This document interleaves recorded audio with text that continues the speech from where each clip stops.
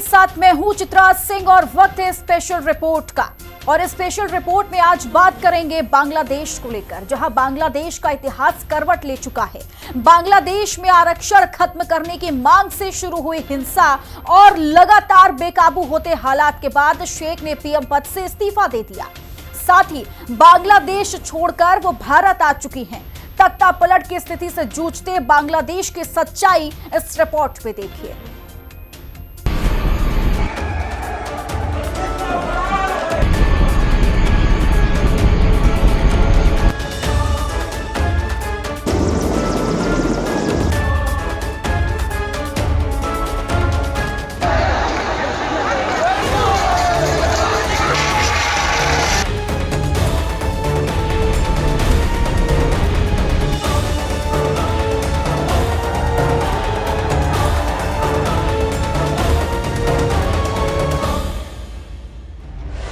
बांग्लादेश में हो गया लोकतंत्र का कत्ल। आरक्षण की आग में जल गया बांग्लादेश। 15 साल की सत्ता 45 मिनट में छोड़ना पड़ा देश। आज की तारीख में एक देश का अस्तित्व बदला। जनता सड़कों पर आई तो प्रधानमंत्री को सड़क से निकलना भी नसीब ना हो सका। बांग्लादेश में कई हफ्तों से चली आ रही हिंसा का क्लाइमेक्स आज पूरी दुनिया ने देखा। बांग्लादेश में तख्ता पलट। शेख हसीना प्रधानमंत्री पद से इस्तीफा देने के बाद हवाई जहाज से शाम 5:36 पर दिल्ली के पास गाजियाबाद के हिंडन एयरबेस पर उतरी। वो जब भारत में थी तब ढाका में उनके आवास यानी पीएम आवास पर प्रदर्शनकारी खाना खा रहे थे। कोई कुर्सियां खींच रहा था तो सड़कों पर प्रदर्शन जश्न में बदल चुका था। लोग एक दूसरे को बधाइयां दे रहे थे। दूसरी तरफ सेना ने सरकार की यूनिफॉर्म पहन ली है। अब बांग्लादेश में सेना ही सरकार है। सड़कों से पुलिस गायब है और उनकी जगह सेना के जवानों ने टेक ओवर कर लिया है। यानी कि पूरा देश इस वक्त अव्यवस्थित है। आरक्षण के खिलाफ उठी चिंगारी ने सेना के लिए सत्ता की सीट को आरक्षित कर दिया है। साजिश, सेना और शेख हसीना। ढाका के अखबार द ट्रिब्यूनल ने बताया, शेख हसीना देश छोड़ने से पहले विदाई स्पीच रिकॉर्ड करना चाहती थीं, मगर वो ऐसा ना कर सकीं और उन्हें फौरन वहां से बाहर निकलना पड़ा। वहीं इसी बीच बांग्लादेश के सेना प्रमुख वकारुज्जमान टीवी पर आए और लोगों से शांति की अपील की। शेख हसीना के पिता शेख मुजीबुर रहमान की वजह से पूर्वी पाकिस्तान को बांग्लादेश के तौर पर अपनी पहचान मिली। बांग्लादेश में उन्हें राष्ट्रपिता कहा जाता है, लेकिन 5 दशक के भीतर वो मोहब्बत इतनी नफरत में बदल गई कि दंगाइयों ने ढाका में हवाई अड्डे के बाहर लगी शेख मुजीबुर रहमान की मूर्ति पर हथौड़े चला दिए। शेख मुजीबुर रहमान की मूर्ति पर तब तक रहम नहीं किया गया जब तक बांग्लादेश का विजयी इतिहास टूटकर जमींदोज न हो गया। एक्शन में राष्ट्रपति मोहम्मद शहाबुद्दीन। बांग्लादेश के हालातों को देखते हुए वहां के राष्ट्रपति ने एक के बाद एक कई बड़े ऐलान किए। राष्ट्रपति मोहम्मद शहाबुद्दीन ने सबसे पहले मौजूदा संसद को भंग किया। बांग्लादेश के हालात पर राष्ट्रपति ने आर्मी चीफ के साथ बैठक की, जिसके बाद पूर्व प्रधानमंत्री बेगम खालिदा जिया की रिहाई के आदेश दिए गए। आरक्षण के खिलाफ आंदोलन के दौरान गिरफ्तार किए गए सभी आंदोलनकारियों को रिहा कर दिया गया। अंतरिम सरकार के गठन के बाद जल्द ही बांग्लादेश में चुनाव होंगे। राष्ट्रपति मोहम्मद शहाबुद्दीन ने लोगों से शांति बनाए रखने की अपील की है। जो आग लगी थी सड़कों पर, उसको तो बुझाया पानी ने। जो साजिशों ने भड़काई है, उस आग को ठंडा कौन करे। जी हाँ, सड़कों पर लगी इस आग को लेकर जो कनेक्शन सामने आया वो अमेरिका और पड़ोसी देश पाकिस्तान का है। खैर, अंदर खाने जल रहे बांग्लादेश की अंदरूनी वजह को समझिए। बांग्लादेश में हिंसा की वजह क्या है? बांग्लादेश में आरक्षण फिर से लागू करने के हाईकोर्ट के फैसले के बाद हिंसा शुरू हो गई। प्रधानमंत्री शेख हसीना के खिलाफ पूरे बांग्लादेश में हिंसा भड़क उठी, जिसमें 4 पुलिस वालों समेत 300 लोगों की जान चली गई थी। हालात आउट ऑफ कंट्रोल होने के बाद अनिश्चित काल के लिए कर्फ्यू लगा दिया गया था। बाद में हालात सामान्य होने पर यह कर्फ्यू हटा दिया गया था।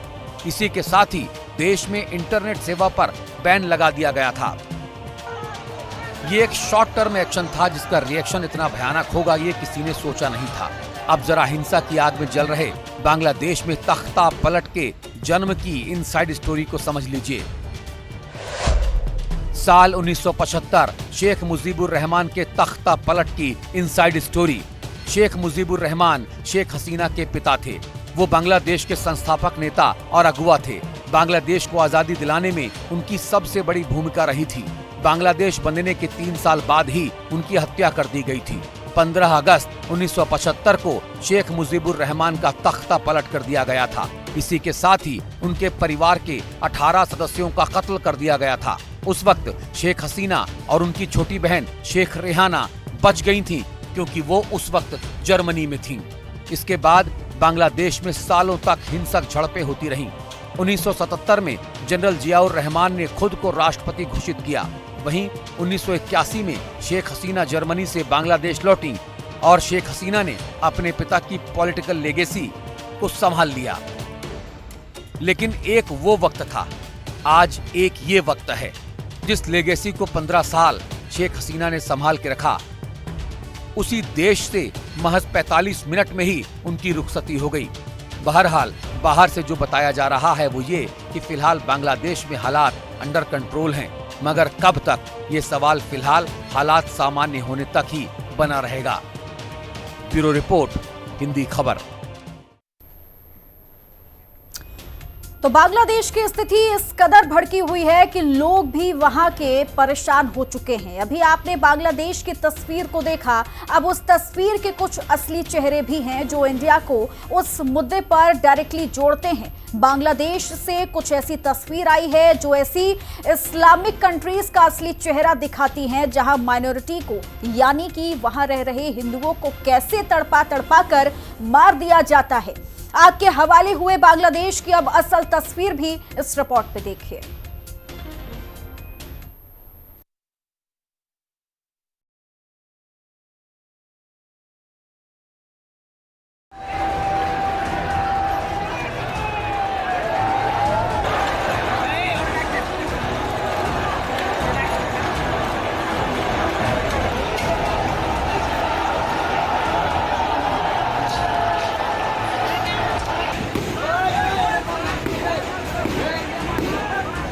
शुक्र मनाइए कि आप हिंदुस्तान में रहते हैं। हिंदुस्तान की सरजमी पर जहां हर धर्म, जाति, चाहे वो माइनॉरिटी हो या मेजॉरिटी, सही सलामत है।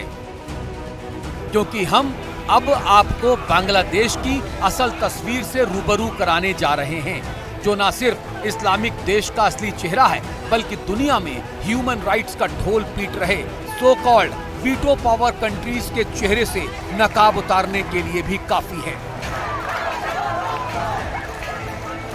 हम आगे कुछ बताएं, उससे पहले ये चीखें सुनिए आप।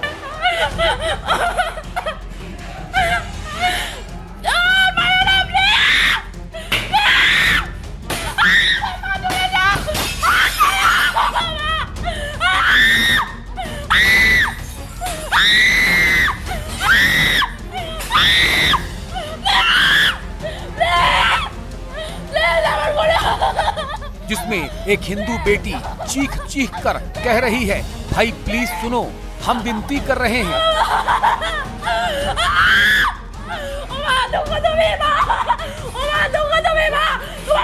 ये चीखें शायद एक पल को आपको रात को सोने न दे, मगर मुस्लिम मेजॉरिटी देशों में माइनॉरिटी की यही हकीकत है।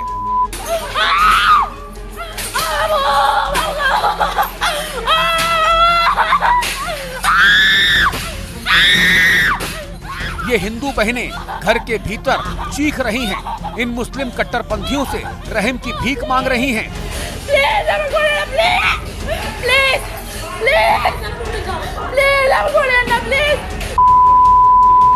इन्हें डर है अपनी जिंदगी के इस कमरे में ही खामोश हो जाने का। इन्हें डर है बाहर खड़े इन दंगाइयों की भेंट चढ़ जाने का। और ये तस्वीर है इस वक्त मुस्लिम मेजॉरिटी वाले बांग्लादेश की, जहां माइनॉरिटी खासकर हिंदू अपनी जिंदगी की भीख मांग रहे हैं। ये चीखें सुनकर कलेजा फट रहा है, मगर ये चीखें फिलिस्तीनियों के लिए छाती पीटने वाले विपक्ष के उन नेताओं को सुनाई नहीं देंगी।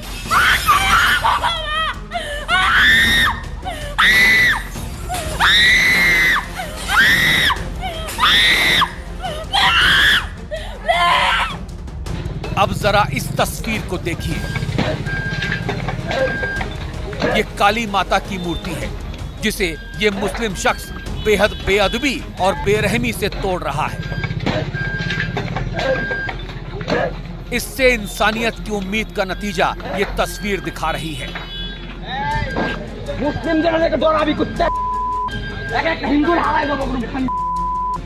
अब ये जो बोल रहा है उसे भी गौर से सुनिए। ये जालिम कह रहा है कि एक एक हिंदू को मार दूंगा।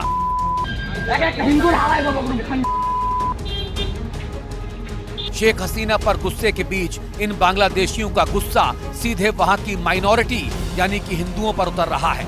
इस्कॉन समेत कई हिंदू मंदिरों पर अटैक किए जा रहे हैं।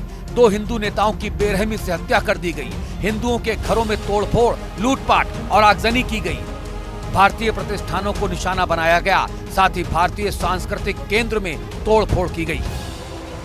आज जो तस्वीरें आप बांग्लादेश में देख रहे हैं, ये असल तस्वीरों का सिर्फ छोटा सा हिस्सा भर है। असलियत इससे भी कहीं ज्यादा खौफनाक और चिंताजनक है। फिलिस्तीनियों के लिए हमदर्दी का ढोल पीटने वाला विपक्ष हिंदुस्तान में माइनॉरिटी का मजीरा बजाता है, रोहिंग्याओं पर रहम करने की अर्जी लगाता है, मगर जब मुस्लिम देशों में हिंदुओं को टारगेट किया जाता है तो इनके मुंह पर ताला लग जाता है। सभी के होंठ सिल उठते हैं। आखिर क्यों?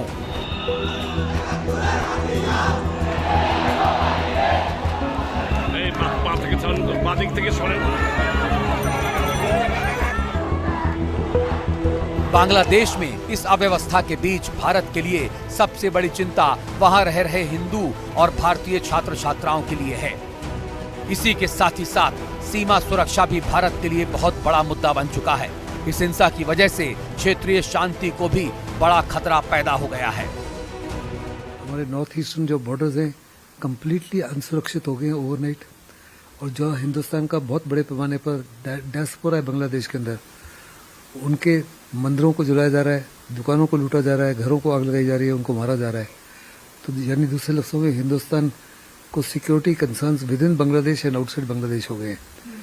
फिर वहाँ पे जो एंटी इंडियन फोर्सेज हैं, चाहे वो लोकल्स हों, चाहे वो ISI के हों या चाइना के हों, उनका दबदबा हो रहा है। उनकी जीत है, हिंदुस्तान की बहुत बड़ी हार है। इस पे बहुत गंभीरता से भारत सरकार को लेना चाहिए, और जो भी हमारे साथी हैं, हिंदू भाई हैं, उनकी सुरक्षा को सुनिश्चित करना चाहिए। और कहीं ना कहीं प्रत्येक नागरिक की सुरक्षा सरकार की जिम्मेदारी है। जो हमारे भाई या जो भी नागरिक बांग्लादेश में उनकी सरकार सुरक्षा की जिम्मेदारी भारत सरकार की, उसको सुनिश्चित जरूर। बांग्लादेश के मौजूदा हालात के बाद भारत सरकार अलर्ट मोड पर है।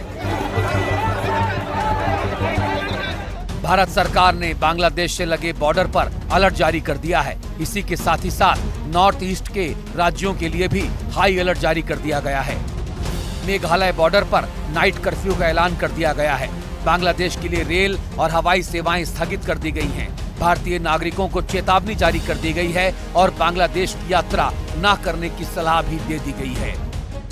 बांग्लादेश की पूर्व प्रधानमंत्री कहूंगी, क्योंकि उन्होंने अपने पद से इस्तीफा दे दिया है। हसीना शेख ने बांग्लादेश के प्रधानमंत्री पद से इस्तीफा देने के बाद सीधे वो भारत के लिए पहुंची, क्योंकि भारत पर उनको सबसे ज्यादा भरोसा रहा है और भारत भी बाकी देशों के साथ अपनों को लगातार बेहतर करता रहा है। लेकिन जिस तरीके से हालात बने हैं उसको देखते हुए एक बड़ी बैठक बुलाई गई और ये बैठक विदेश मंत्री S जयशंकर ने की, जिसमें कई विपक्षी दलों के नेताओं को भी शामिल किया गया, जिनको बांग्लादेश के हालातों पर बताया गया कि क्या कुछ वहां के हालात चले। और भारत काफी गंभीर भी बांग्लादेश के हालातों को लेकर के दिखाई दिया, क्योंकि बेहद करीबी है और बहुत ही बेहतर रिश्ते हैं। और हसीना शेख एक अपने आप में एक बहुत ही बड़ा व्यक्तित्व रखने वाली महिला है और शायद यही वजह है कि लगातार बांग्लादेश में उन्हें कई बार प्रधानमंत्री के लिए चुना भी गया। What was particularly worrying was that minorities, their businesses and temples also came under attack at multiple locations. The full extent of this is still not clear. We are in close and continuous touch with the Indian community in Bangladesh through our diplomatic missions. There are an estimated 19,000 Indian nationals there, of which about 9,000 are students. The bulk of the students, however, have already returned to India in the month of July. Bangladesh में जो प्रदर्शनकारी हैं ये सभी कट्टरपंथी हैं और अब इसे लेकर ये कहा जा सकता है कि बांग्लादेश में रह रहे हिंदू भारत में पनाह ले सकते हैं। वहीं अब पश्चिम बंगाल की मुख्यमंत्री ममता बनर्जी ने भी कह दिया है कि केंद्र सरकार जो भी फैसला लेगी वो उसके साथ खड़ी रहेंगी।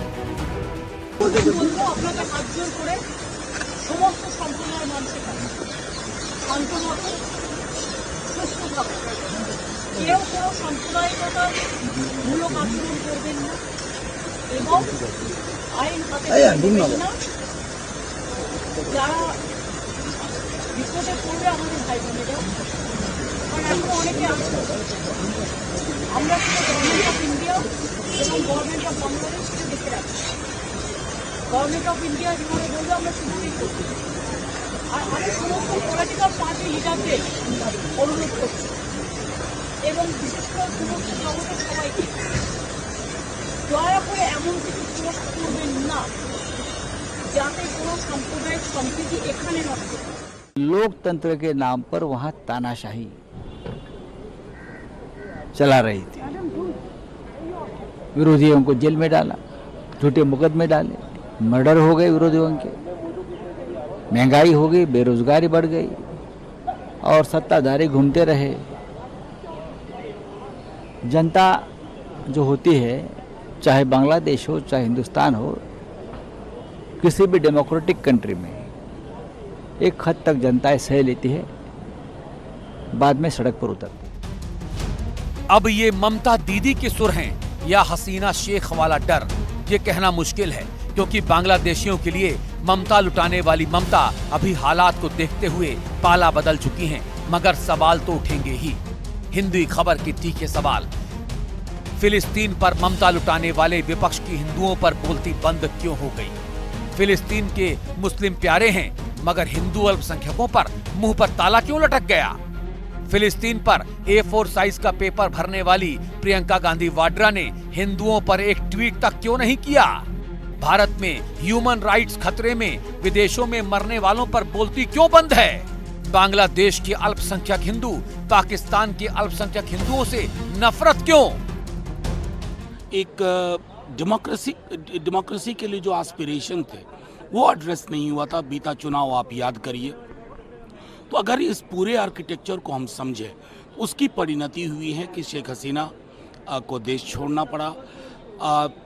ऐसी छवियां भी हमने देखी थी जो कुछ वर्ष पूर्व अंदाजा नहीं कर सकते थे कि शेख मुजीबुर रहमान बंग बंधु की प्रतिमा जिस प्रकार तोड़ी जा रही थी। तो मेरा मानना है कि इस मल्टी लेयर्ड आर्किटेक्चर को समझते हुए हमारी सरकार जो भी निर्णय लेगी हम उसके साथ हैं। बांग्लादेश में कट्टरपंथी आउट ऑफ कंट्रोल हैं, लोकतंत्र खत्म है। इस वक्त बांग्लादेश हिंदुओं के लिए नरक बन चुका है। हिंदुओं को घरों में घुसकर मारा पीटा काटा जा रहा है। बांग्लादेश के बिगड़े हालात भारत के लिए चुनौती भरे हैं। बांग्लादेश में तख्ता पलट के पीछे कट्टरपंथियों का ही हाथ था। शेख हसीना के जाने से उनका उदय होगा। पश्चिम बंगाल से बांग्लादेश का बॉर्डर लगता है। यहाँ पर समय समय पर घुसपैठ की खबरें आती रहती हैं जो सबसे ज्यादा चिंताजनक हैं। आज का कट्टरपंथी बांग्लादेश पाकिस्तान का समर्थक है। साथ ही चीन भी इस पर पूरी नजर रख रहा है। उसका असर भी भारत पर पड़ेगा। वहीं इससे भारत और बांग्लादेश के साथ परियोजनाओं को लेकर जो समझौते हुए थे वो अधर में लटक जाने का खतरा बढ़ गया है। तो इस वक्त भारत सरकार हर स्थिति से निपटने के लिए और भारत को इस त्रासदी से बचाने के लिए अलर्ट मोड पर है। साथ ही बांग्लादेश से आ रही तस्वीरें भारत के लिए चुनौतीपूर्ण बनी हुई हैं। ब्यूरो रिपोर्ट, हिंदी खबर।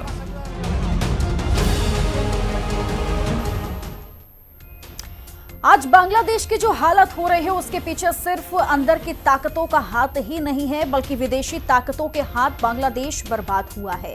और यही वो विदेशी ताकतें हैं जिन्होंने श्रीलंका को बर्बादी की दहलीज पर पहुंचाया। यही वो विदेशी ताकतें हैं जिन्होंने अफगानिस्तान को भी दहलाया। बांग्लादेश के आंक्स का विदेशी कनेक्शन इस रिपोर्ट के जरिए समझिए।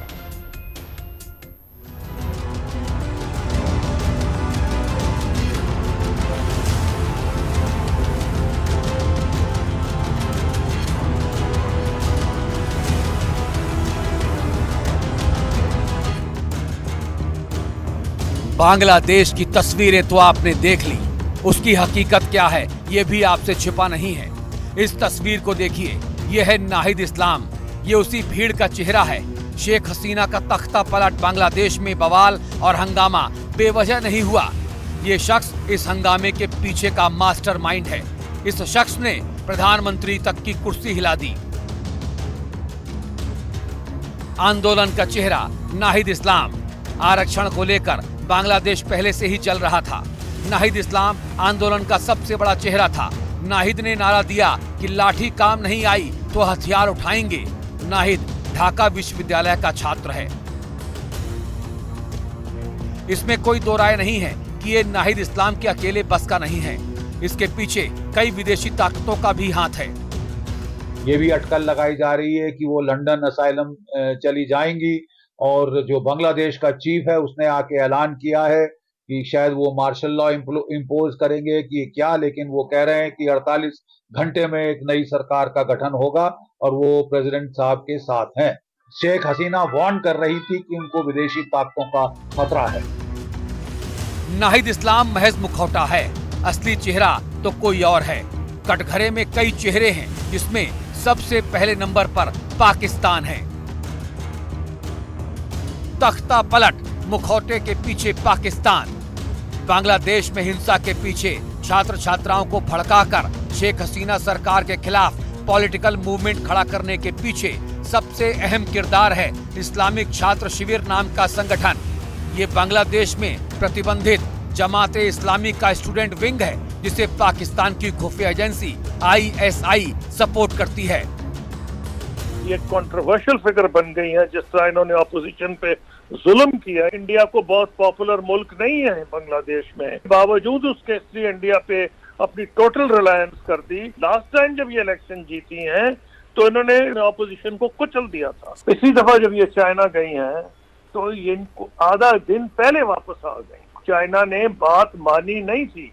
ये कोई रिक्वेस्ट कर रही थी कि कर्जे बढ़ाए जाएं या इनको कोई नए क्रेडिट्स दिए जाएं। ये जो लोग निकले हैं ये सिर्फ रिजर्वेशन पे नहीं निकले, कोटा पे। 71 में जो जिनको ये वॉर वो कह रही थी लिबरेशन के, वो बड़े उनके हीरोज थे जिनके औलाद को वो कोटा मिल रहा था, असल में वो ये समझा जा रहा था कि ये प्रो इंडिया पॉलिसीज है और उन्हीं लोगों को ये सपोर्ट कर रही हैं जो प्रो इंडिया है निस्बतन। फासिस्ट प्राइम मिनिस्टर को जो है वो खत्म कर दिया, उसके खिलाफ एहतजाज किया, और हमें बतौर पाकिस्तानी, क्योंकि वो हमारा पहले पाकिस्तान का हिस्से थे, और इस वक्त मैं ये देखता हूँ कि तारीखी तौर पर देखा जाए तो हमें बंगालियों से बहुत ज़्यादा कुछ सीखने की जरूरत है। मैं आर्मी की, बांग्लादेश में आर्मी की हुकूमत के हक में बिल्कुल नहीं हूँ।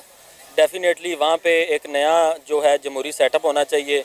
तो एक जो सियासी पार्टीज जितनी भी हैं उनको इंतखाबात में हिस्सा लेना चाहिए, और जो डेमोक्रेटिक गवर्नमेंट आए उसको जो है मौका देना चाहिए। आर्मी ने बिल्कुल टेक ओवर किया है और शेख हसीना वाजिद की हुकूमत को ख़त्म किया है। इसी स्टूडेंट विंग ने ही ISI के इशारों पर बांग्लादेश को जलाने का काम किया। चारों तरफ त्राहिमाम मचा दिया, यानी कि पाकिस्तान खुद तो बर्बाद मुल्क था ही, उसने दूसरे मुल्कों को भी बर्बाद करना शुरू कर दिया। और ये बर्बादी भारत के लिए खतरे की घंटी बन चुकी है, क्योंकि अब पाकिस्तान की पैठ बांग्लादेश में बढ़ जाएगी। कुछ हद तक इसमें अमेरिका का हाथ होने का भी दावा किया जा रहा है। बांग्लादेश में बगावत, सुपर पावर की साजिश। विदेश विभाग के प्रवक्ता मैथ्यू मिलर का बयान। हम बांग्लादेश के लोगों को बांग्लादेश की सरकार का भविष्य निर्धारित करते हुए देखना चाहते हैं।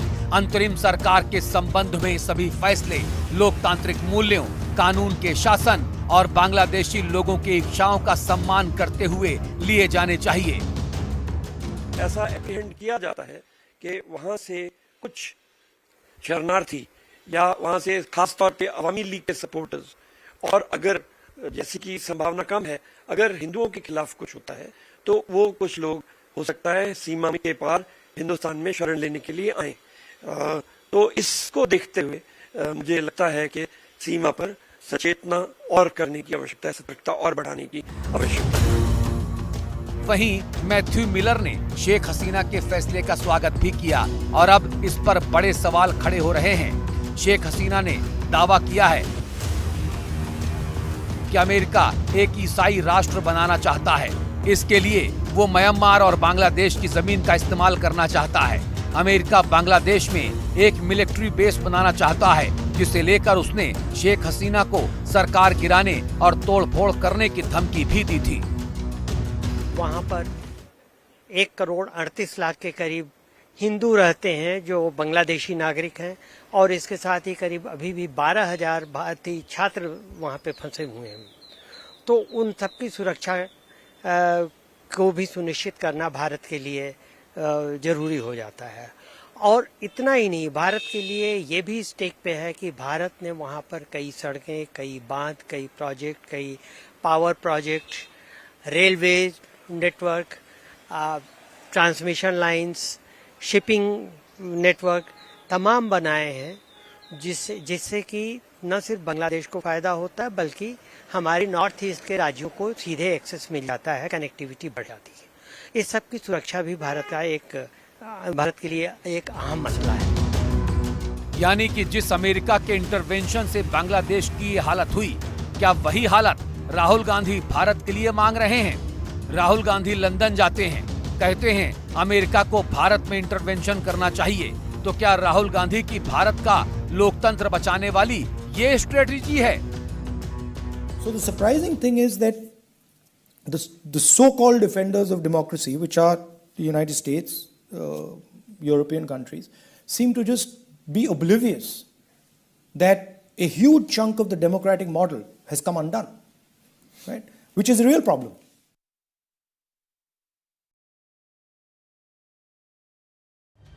खैर, ये राहुल गांधी हैं जिन्हें भारत तेरे टुकड़े होंगे वाला शोर सुनाई नहीं देता और उसे ही अपनी पार्टी में शरण दे देते हैं।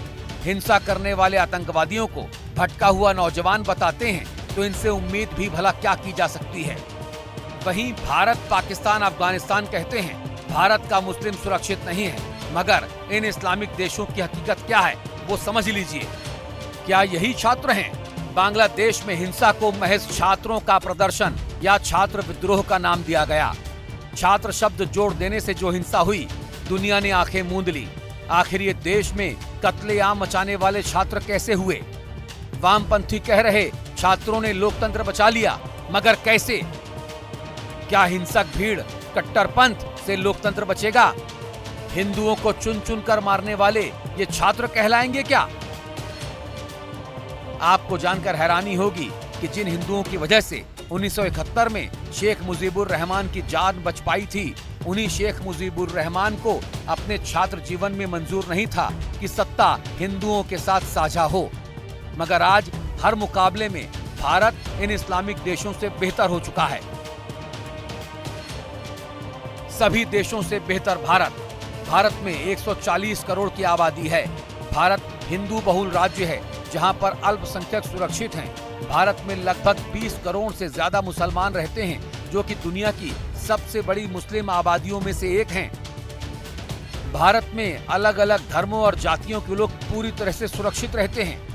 पाकिस्तान को छोड़ दें तो कई मुस्लिम राष्ट्र भारत को पसंद करते हैं। भारत में सभी समुदायों को आजादी से जीने का अधिकार मिला हुआ है। लोकतंत्र और बॉलीवुड भी इसकी एक बड़ी वजह है। भारत ने मुस्लिम देशों में भी अपनी बुलंदी कायम रखी है। मगर जिस तरह से बंगाल में धीरे धीरे बांग्लादेशी घुसपैठ लगातार बढ़ती जा रही है, जिस तरह से विपक्ष CAA के खिलाफ आ बैठा है और हिंदू के नाम पर मुंह में दही जमाए हुए हैं, ये भारत के लिए किसी खतरे की घंटी से कम नहीं होगा। ब्यूरो रिपोर्ट, हिंदी खबर। और इसी के साथ स्पेशल रिपोर्ट में इतना ही। बने रहिए हिंदी खबर के साथ। नमस्कार।